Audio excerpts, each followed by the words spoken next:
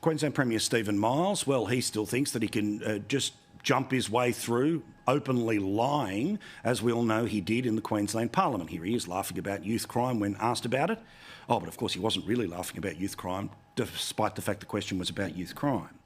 Now, you know by now what all this is about. It is about a text message that the then Deputy Premier sent to a fellow Labor MP, telling them to jump up and cause some trouble in the Parliament to delay proceedings. You also know that he turned around and when was asked about this in question time, said, no, didn't send anything. No proof whatsoever. Then, of course, he had to turn around and admit it after that photo was published again on 9 News in Brisbane last night. I wish to update the House and advise that I, as the member for Murrumba, did text the member for Palmerston during question time, which was the subject of the member's question. The text message was from some time prior and I did not recall it at the time. I therefore wish to correct the record and apologise to the House for the error. What rubbish. I'm smart enough to be the Premier, but I'm not smart enough to remember the communication that was fairly lengthy with your own MP when you were trying to change the subject inside Parliament. Now, lying to Parliament in and of itself should be a resignation offence, it should be a sacking offence. But when you're the boss, who's going to sack you? When you've just been newly installed as the leader, who's going to roll you? But the reality is that if you don't have politicians that adhere to a standard that you can't lie in the chamber, well then there is nothing that you can trust about a government. And I've got some more examples about that, about the Queensland government right now. But what about the excuse given up by giggling Miles, the one who says, I wasn't laughing about youth crime when you clearly saw him laughing about youth crime, the one who says, I didn't lie to Parliament, I just Joe Biden'd and kind of forgot. Well, a third excuse has now been offered by Stephen Miles to the baying media in Queensland today. As I've indicated, I made a mistake in answering that question. It was a very busy question time. Remember, that's the question time we extended, where there were lots and lots of questions. I answered that one too rapidly. I made a mistake. I've apologised. So he remembers the question time. He just doesn't remember what he did in the question time. He lied to Parliament, and he should be out of his job tonight. At the very least, the Ethics Committee should be investigating all of this, surely. But even then, it's a stacked deck, and obviously they're going to let the Premier off the hook this close to an election. But again, the people of Queensland need to know the types of people who lead them. If they're willing to lie about stuff like this, what else do they lie about? Well, an awful lot when it comes to the Queensland government. But as I predicted last night, the Ethics Committee is not investigating the Premier for lying to Parliament. Instead, it is now about to investigate the politician who asked him about whether or not he lied, because that is the politician who took the photo of the text message that proved that he was lying. So just as I predicted, the Premier who should be gone for lying is now going to hide behind a system that will punish the person who outed him for lying. It was I, having made a snap decision, that took that photo. I unreservedly apologise to the member for Palmerston for the invasion of the member's privacy. In addition, I unreservedly apologise to the House for my indiscretion. You have to apologise when you catch them lying red-handed. That's the Queensland that exists right now. Queensland, you got a choice. You know what I've said to do over multiple elections. I plead for you to do it again, hopefully this time. But another lie about Stephen Miles. Now, you may remember towards the end of last year, the Labor Party, when it was breaking one of its many, many promises that it has since coming to power, did so around infrastructure spending. They took about $33 billion out of what were all programs that had been promised or announced or put out press release or mentioned during election campaigns because they knew they couldn't afford it. But as always, when you take money away from a state governments react like this. The Queensland Government will not cop cuts to infrastructure programs here in Queensland. All of the infrastructure we have planned is necessary. In fact, indeed, we need even more. The Treasurer was singing from the same song sheet. The infrastructure cuts announced this morning by the Federal Infrastructure Minister are a body blow to Queensland. Queenslanders will be forced to wait longer in traffic, drive on more dangerous roads and suffer from a higher cost of living. My message to the Federal Minister is simple. Do not try to rope us into your bad decisions. And then we had the nonsense of the then Deputy Premier, now self-admitted liar because it was a busy question time, but I don't remember what happened in the question time. The one who giggles about youth crime, but definitely didn't giggle about youth crime. That's your fault for noticing. Well, he was sent by the then Premier, Anastasia Palaszczuk, to Canberra to scream, spit and rave to the federal government. This is a photo of him arriving for the apparent sessions. Well done to the Courier Mail, because they have now been able to prove via freedom of information legislation the whole thing was rubbish. The whole thing was garbage.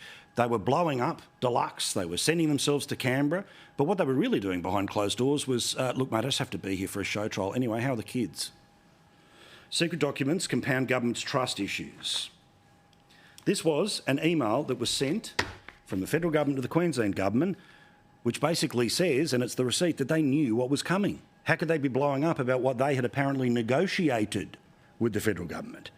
As I'm sure you're all expecting, given a number of recent discussions over the last few days, meaning they knew what was coming, I just wanted to give you a heads up that we anticipate that Minister King, that's the Infrastructure Minister, will make her announcements tomorrow, the same ones that they pretended to not know about, blow up about and send Miles to Canberra for.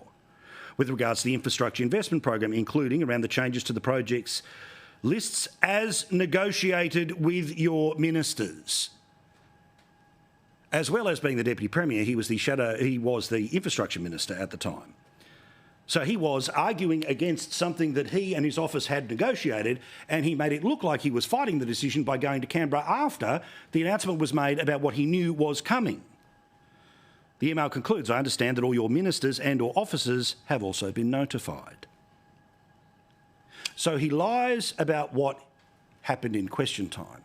He lies about what he and his people negotiated when it came to the infrastructure money coming from Canberra. Now, I know normally it's 3 strikes are out, but this is about strike 3,000 for this Queensland government. And another example of their behaviour, remember last week the Supreme Court in Queensland said that compulsory vaccinations were not fair, not allowable and unlawful, particularly when it came to the police and nurses. Many hundreds of people have not been allowed to return to being frontline support workers like nurses or police officers because they, by their own health decision, decided not to get the jab. Now, of course, we all know this many years on that the jab was all about making sure that if you got sick, you wouldn't go to hospital, but it didn't stop transmission. So therefore, the idea of it being absolutely compulsory doesn't really stack up. So despite the fact that the court has called this unlawful, guess what the health minister in Queensland, Shannon Fentiman, the one who wanted to be the Premier after Anastasia Palaszczuk, but was rewarded by keeping the same job that she had before she tried to be Premier under Stephen Miles, giving her a little bit of punishment, one lefty on another, a bit like Albo and Tanya Plibersek. Oh, but Albo really cares about women in Australian politics. The health minister has now confirmed that the disciplinary action that's been taken against the COVID nurses will continue. The Supreme Court has called it unlawful. The health minister says, no, I'm just going to ignore it.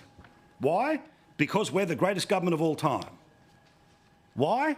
Because we tell you over and over and over and again. We can lie to your face, we can ignore what the court decides, we preside over a health system where the ramping has been the worst it's ever been, where people die while waiting on 000 or die in the back of an ambulance waiting to get into a hospital, or members of the public have to drive the ambulance because the single paramedic in regional Queensland is treating the patient in the back.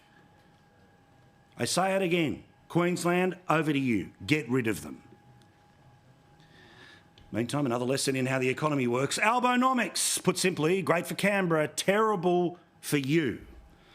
Today we got the national accounts figures. Put simply, it shows that the economy is growing at virtually snail's pace, like 0.2 or 0.3%, nothing. It's exactly the same as the previous 3 months. The reality, of course, though, is that we're all involved in a thing called a per capita recession, which means the government's fine, but you, the household, the individual, the citizen, the taxpayer, is not.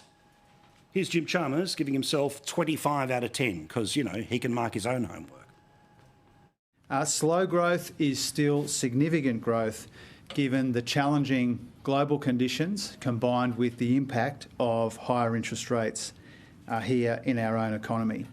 Now, we need to remember that towards the end of the year, Japan and the UK both went into recession.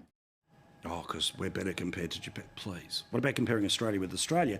And again, a per capita recession. Now, I don't have an economics degree, but it's pretty easy to work out what that means. Feel free to Google it yourself. Among others, the ABC, the Australian Bureau of Statistics, and plenty of others will help give you a definition. But it's about your circumstances, not the overall circumstances of the economy. It puts into place not just inflation, but taxation, all sorts of things, which means you are going backwards. And even the ABC reported today that this is yet another 3 months on top of the previous 3 months, on top of the previous 3 months, on top of the previous 3 months, when we, the citizens, have been going backwards on a per-person basis. The Australian economy shrank by 1% over the past 12 months to December. That means a recession. We're in the middle of a household recession. Peter Martin, their economics editor, also went on to say this about the recession that you and I are living, but the government isn't because you and I don't take taxes from the mining industry. Whatever Wednesday's data shows, the truth is that we are already experiencing the biggest dive in living standards in half a century. This isn't me, this is the ABC finally saying it. And we have been for 2 years. Adjusted for our current very high rate of population growth, the GDP per person is extremely weak. It's been falling and barely growing for 3 quarters now. Remember, 2 quarters of negative is a recession. This is now 3. It shows weak spending, rising prices, a greater tax take, and much greater payments on mortgages have been shrinking living standards over the past 2 years. You see, it's not just a random number in the air that are interest rates. As we've shown you how many times, that people are having to find tens of thousands of dollars more to pay off the mortgages that they have, from $750,000, $500,000, $1 million, $1.5 million, like many people do around the country. And that's how it felt for the past 2 years, and that's why the pain is being spread different than it was in the past. Here's a graph to make the exact same point. And that may be easier for some people to see. What you can see on the far right of your screen, that's the grey area. That's been the past couple of years. We hit a high just before 2020, then it went down, it's kept going down, and the household share of disposable income is low. The per capita recession puts us in the lowest living standards in the best part of a century. The best part of, half a century, as the ABC put it today. Hence why the Shadow Treasurer was able to hit them right between the eyes today. The recession for you and me, but not for Jim Chalmers and Anthony Albanese. National accounts out today. They are a shocker, an absolute shocker. It's clear now, Australians are experiencing a recession. The only people who aren't are the people who, of course, get to pat themselves on the back because they've given you $15 a week of your own money, while taking $1,500 off 10 million people, while increasing petrol taxes, increasing booze taxes. Welcome to Albonomics. He's all right and bugger you.